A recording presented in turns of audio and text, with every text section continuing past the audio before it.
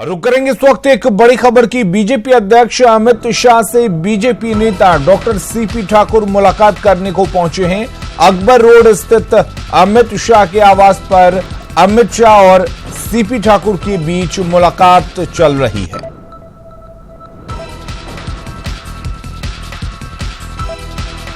तो बड़ी खबर आपको बता दें, बीजेपी अध्यक्ष अमित शाह से इस वक्त डॉक्टर सीपी ठाकुर की मुलाकात चल रही है। दरअसल अकबर रोड स्थित अमित शाह के आवास पर अमित शाह से मिलने के लिए सीपी ठाकुर पहुंचे हुए थे और अब उनकी मुलाकात चल रही है। और इस खबर पर ज्यादा जानकारी लेते हैं, हमारे साथ निरंजन जुड़े हुए। निरंजन, आपसे जानना चाहेंगे क्या कुछ मायने हैं इस मुलाकात की? जिस तरह से सीपी ठाकुर ने बिहार में बयान दिया था कि जो 17 सीट है बिहार में भाजपा के कोटे में गया है, भाजपा के खेमे में गया है, उसको लेकर के कहीं न कहीं जो सवर्णों में है उसकी नाराजगी थी। और खुल करके उन्होंने यह कहा था कि एक सीट मात्र जो गिरिराज सिंह का सीट है बेगूसराय, वह भूमिहार के खाते में गया है, उसको लेकर के वह नाराज चल रहे थे। और एक भी खबर यह पिछले दिनों कह रहे थे, जब टिकट का बंटवारा हो रहा था, जब सूची जारी की जा रही थी, उस समय अपने बेटे विवेक ठाकुर के लिए उन्होंने नवादा से सीट का सोच रहे थे कि नवादा सीट मिले, उसको लेकर के नाराजगी चल रही थी। और जो बयान दिए हैं, आप देख रहे हैं कि वाल्मीकि नगर का सांसद सतीश दुबे का भी टिकट कट गया, उसको लेकर के भी जो सवर्ण में है, एक भूमिहार है, जिस तरह से टिकट कटा है, उसके बाद फिर ब्राह्मणों का टिकट कटा है, उसको लेकर के अमित शाह ये दोनों सांसद को कल भी सतीश दुबे यहाँ पहुंचे हैं और अभी अपने आवास पर साउथ एवेन्यू 15 नंबर में मौजूद हैं। और जाकिर हुसैन B5 में कल देर रात 10-10:30 बजे पटना से यहाँ फ्लाइट उनका लैंड किया दिल्ली।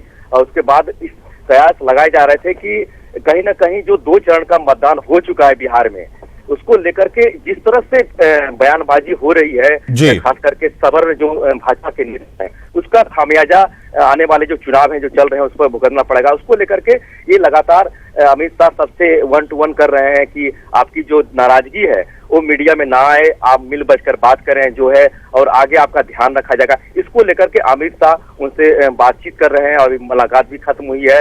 जस्ट करीब 20-25 मिनट की बातचीत दोनों में हुई है। अब यह देखना यह है कि सीपी ठाकुर इस मुलाकात के बाद क्या बयान देते हैं, क्या कुछ कहते हैं कि आपको किस लिए बुलाया गया। लेकिन सारी जानकारी जो मैंने अपने दर्शकों को बताया है, ये मामला पिछले काफी दिनों से चल रहा था सीपी ठाकुर को लेकर के लगातार। जैसे आप देख रहे हैं कि वाल्मीकि नगर का जो सीट है वह जदयू के कोटे में गया और सतीश दुबे जिसे हराया था, जिसकी जमानत उन्होंने जब्त कराया था, उसको टिकट दिया। तो कहीं न कहीं नाराजगी है। और एक बात और मैं अपने दर्शकों न्यूज 18 बिहार से बता दूं कि जिस तरह से लगातार इस तरह के बयान हो रहे हैं, आला कमान उसको संज्ञान लिया है और उन्होंने बोला कि मिल बैठकर जल्दी से जल्द नाराजगी दूर कर ले।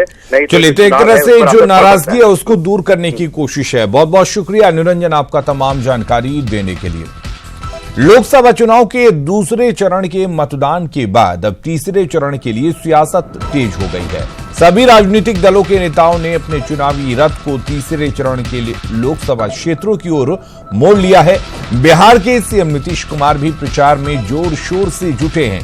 कोसी में सीएम नीतीश कुमार ने प्रचार की कमान संभाली है। सीएम नीतीश कुमार आज सुपौल के त्रिवेणीगंज में सभा को संबोधित करेंगे। सीएम नीतीश महागठबंधन के प्रत्याशी दिलेश्वर कामत के पक्ष में प्रचार करेंगे और उनके लिए वोट की अपील करेंगे। यहां एनडीए के दिलेश्वर कामत और महागठबंधन के रंजीत रंजन के बीच मुकाबला है।